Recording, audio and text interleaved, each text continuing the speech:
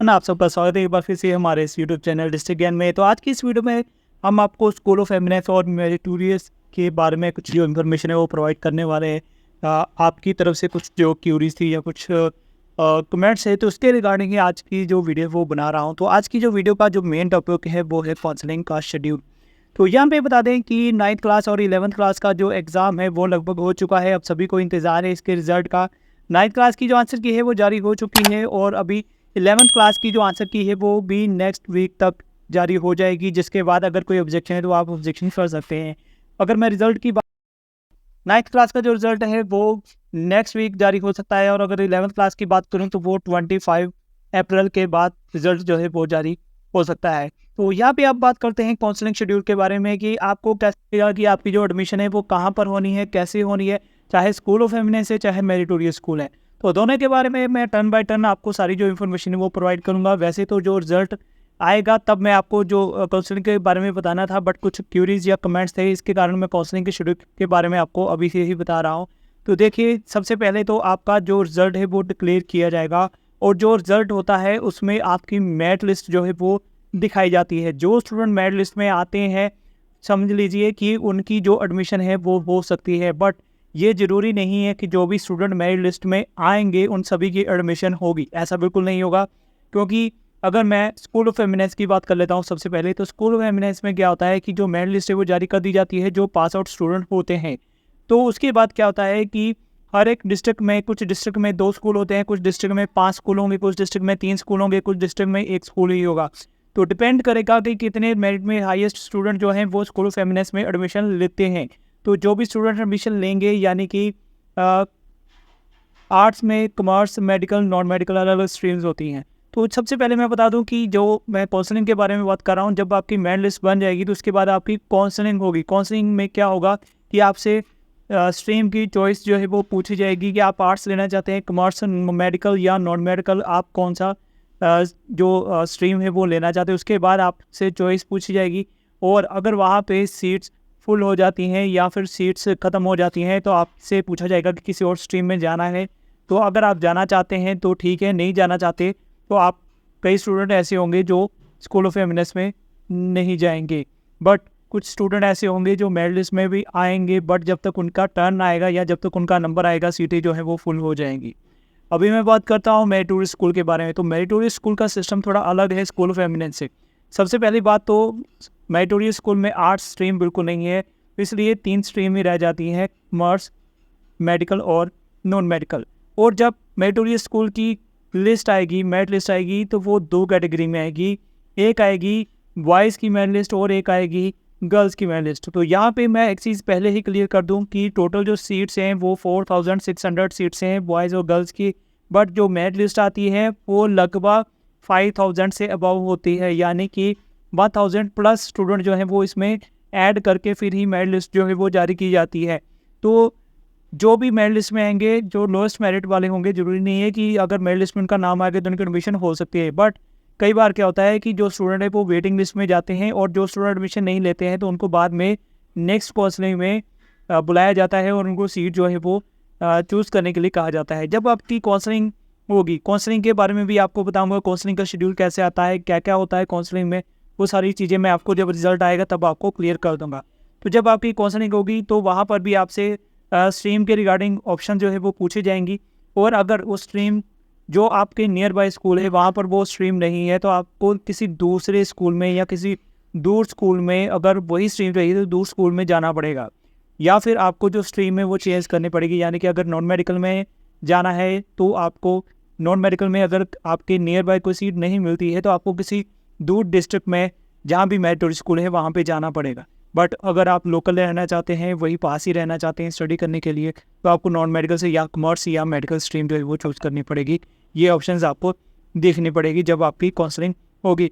तो जब काउंसलिंग होती है, मेरिटोरियस स्कूल की बात कर रहा हूँ, जब आपकी काउंसलिंग होती है तो वहाँ पे आपको जो स्टेशन है वो अलॉट कर दिया जाता है, या सीट जो है वो आपको अलॉट कर दी जाती है कि आपने कौन से स्कूल में कौन सी स्ट्रीम जो है वो चूज़ की थी। उसके बाद आपको उस स्कूल में जाना होगा और वहाँ पे जाके आपकी जो एडमिशन है वो हो जाएगी। अभी मैं बात करूँगा कि स्कूल ऑफ एमिनेंस के बारे में। तो स्कूल ऑफ एमिनेंस में आपकी डायरेक्ट उसी स्कूल में ही काउंसलिंग होगी और उसी स्कूल में ही आपकी एडमिशन होगी। स्कूल ऑफ एमिनेंस में आपको फ़ीस पे करनी पड़ेगी, जबकि मेरिटोरियस स्कूल में आपको कोई भी फ़ीस पे नहीं करनी है। आपकी सभी यूनिफ़ॉर्म्स, आपकी जो बुक्स हैं, वो सभी कुछ फ्री होगा, कोई भी फ़ीस वगैरह नहीं मिलेगी या नहीं लगेगी, सॉरी। तो स्कूल ऑफ एमिनेंस की बात करूँ तो वहाँ पर आपको स्कॉलरशिप भी मिल सकती है, बट मेरिटोरियस स्कूल की अगर मैं बात करूँ तो वहाँ पर आपको स्कॉलरशिप जो है वो नहीं प्रोवाइड की जाएगी। अभी देखिए एक और चीज़ यहाँ पे मैं क्लियर कर दूँ, वो भी कि कुछ स्टूडेंट ऐसे हैं जिन्होंने बहुत फेल किया है। तो बहुत का मतलब होता है स्कूल ऑफ एमिनेंस भी और मेरिटोरियस स्कूल भी। तो एक चीज़ का ध्यान रखिएगा कि क्योंकि जब लास्ट काउंसलिंग हुई थी तो काफ़ी सारे स्टूडेंट को परेशानी आई थी, हमें भी जो स्टूडेंट्स की प्रॉब्लम को सॉल्व करने में टाइम लग गया था, क्योंकि कई स्टूडेंट ऐसे होते हैं जो स्कूल ऑफ एमिनेंस में एडमिशन ले लेते हैं, बट उनका बाद में जो माइंड है वो चेंज हो जाता है, और जब मेरिटोरियस की काउंसलिंग होती है तो वो वहाँ पर भी पहुँच जाते हैं। तो इस बात का ध्यान रखना है, जिस भी स्कूल में आपने जाना है तो वहीं पर ही आपको जाना है। अगर आप स्कूल ऑफ एमिनेंस में एडमिशन ले लेते हैं और बाद में आप मेरिटोरियस स्कूल में काउंसलिंग के लिए जाएंगे, तो वहाँ पे आपका जो डाटा है वो स्कूल ऑफ एमिनेंस का शो होगा, वहाँ पे आपको मेरिटोरियस स्कूल में सीट नहीं मिलेगी। तो अगर आप फिर मान लीजिए स्कूल ऑफ एमिनेंस अच्छा नहीं लगा या आप वहाँ पे नहीं रहना चाहते, मेरिटोरियस में ही जाना चाहते हैं, तो आपको स्कूल ऑफ एमिनेंस में अपनी जो सीट है वो कैंसिल करवानी पड़ेगी पहले, फिर ही आप मेरिटोरियस स्कूल में काउंसलिंग के लिए जाएंगे। ये चीज़ों का आप ध्यान रखिएगा, क्योंकि लास्ट ईयर काफ़ी सारी ऐसी जो प्रॉब्लम्स थी स्टूडेंट की वो हमें देखने को मिली थी। इसके अलावा आपके जो भी डॉक्यूमेंट्स है, चाहे आप स्कूल ऑफ एमिनेंस में जाना चाहते हैं चाहे मेरिटोरियस स्कूल में जाना चाहते हैं, कुछ डॉक्यूमेंट्स पहले से ही तैयार करके रखिए। जैसे अपनी कैटेगरी का सर्टिफिकेट है, अगर आप बीपीएल हैं तो बीपीएल का जो कार्ड है वो तैयार करके रखिए। अगर आप इकोनॉमिकल वीकर सेक्शन में आते हैं तो उसका जो सर्टिफिकेट है वो तैयार करके रखिए। बीसी कैटेगरी का सर्टिफिकेट है वो तैयार करके रखिए।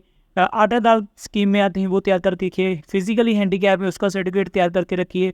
अगर आप वुमेन हाउस होल्ड हैं तो आप अपने मदर की तरफ से जो भी, अगर गांव में रहते हैं तो सरपंच, या शहर में रहते हैं तो एमसी से एक स्टैम्प साइन जरूर करवा के रखिएगा। बाकी कोई भी टेंशन वाली बात नहीं है अभी भी डॉक्यूमेंट कोशिश करिए तैयार कर लीजिए। फिर भी अगर किसी तरह की कोई प्रॉब्लम आए तो मुझे कॉन्टेक्ट कर सकते हैं। बाकी एक बार फिर से जब आपका रिजल्ट आ जाएगा तो मैं आपको वीडियो के जरिए प्रॉपर बताऊंगा कि आपको कौन कौन से डॉक्यूमेंट्स जो है वो काउंसलिंग में साथ में लेके जाने हैं, ताकि आप काउंसलिंग में रिजेक्ट ना हो जाएं। क्योंकि काउंसलिंग में जाते टाइम काफ़ी सारी चीज़ें ऐसी होती हैं जो आपको साथ में लेके जानी होती है, बट अगर वो आप डॉक्यूमेंट्स आप मिस कर देते हैं तो आपकी काउंसलिंग में आपको सीट अलॉट नहीं होती है, तो अब वो चीज़ आपकी रह जाती है, यानी कि आपको फिर सीट अलॉट नहीं होगी। इसलिए प्रॉपर जो डॉक्यूमेंट्स हैं वो आपको साथ में लेके जाने होंगे। इसके अलावा अगर आपका जो एडमिट कार्ड था, जो भी आपने एग्ज़ाम दिया था, उसको संभाल के रखना है, वो भी साथ में लेके जाना होता है। इसके अलावा जब आपका 10th क्लास का रिजल्ट आएगा उसकी भी डीएमसी साथ में लगेगी, वो भी आपने साथ में लेके जाना है।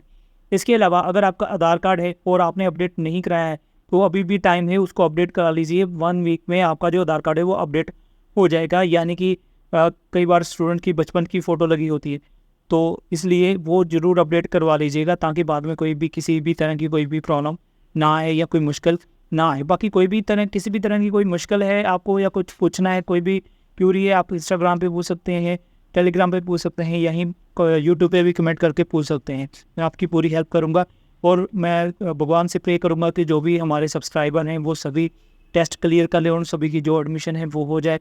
और मैं जब तक आपकी क्लासेस शुरू नहीं हो जाती तब तक आपको सारी चीज़ें जो है वो गाइड करता रहूँगा, बताता रहूँगा। जब आपका रिज़ल्ट आएगा सबसे पहले हम अपने चैनल पर ही आपको जो लिंक है वो प्रोवाइड करेंगे, आप अपना रिज़ल्ट चेक कर सकते हैं। और भी बहुत सारी चीज़ें हम अपने चैनल पर आपको प्रोवाइड करते रहेंगे। तो जो चैनल में पहली बार आए हैं या नए हैं चैनल में, अभी तक भी आपने सब्सक्राइब नहीं किया है तो प्लीज़ सब्सक्राइब कर लेना, और बेल आइकन वाले बटन को भी प्रेस कर देना, ताकि जो भी नोटिफिकेशन आए वो आपको पहले पहुंच जाए। तो काफ़ी सारे जो स्टूडेंट हैं हमारे चैनल के साथ जुड़ चुके हैं, तो काफ़ी सालों से हम मेरिटोरियस स्कूल ऑफ एमिनेंस के रिगार्डिंग आपको जो अपडेट्स है वो देते रहते हैं। और जो स्टूडेंट्स होते हैं, जब आपकी एडमिशन हो जाती है, क्लासेस स्टार्ट हो जाती है, तो जो मेरिटोरियस स्कूल के स्टूडेंट है वो स्कूल में चले जाते हैं, तो वहाँ पर तो फ़ोन अलाउड नहीं है, इसलिए वो इन टच नहीं रहते हैं। बट जो स्कूल ऑफ एमिनेंस में स्टूडेंट स्टडी करते हैं वो अभी भी हमारे चैनल के साथ जुड़े हैं, हमारी वीडियोस को देखते हैं, तो इसलिए जो भी और कोई अपडेट्स आती हैं वो उनको मिलती रहती हैं। तो चलिए आज की इस वीडियो को यही ख़त्म करूँगा, कुछ लंबी हो गई ये वीडियो, तो जल्दी मिलूंगा किसी और नई अपडेट के साथ। किसी टॉपिक पे वीडियो चाहिए तो कमेंट सेक्शन में लिखिएगा, उस टॉपिक पे नेक्स्ट जो वीडियो है वो बन जाएगी। चलिए आज की इस वीडियो को यहीं ख़त्म करेंगे, मिलेंगे नेक्स्ट वीडियो में, तब तक के लिए गुड बाय, जय हिंद।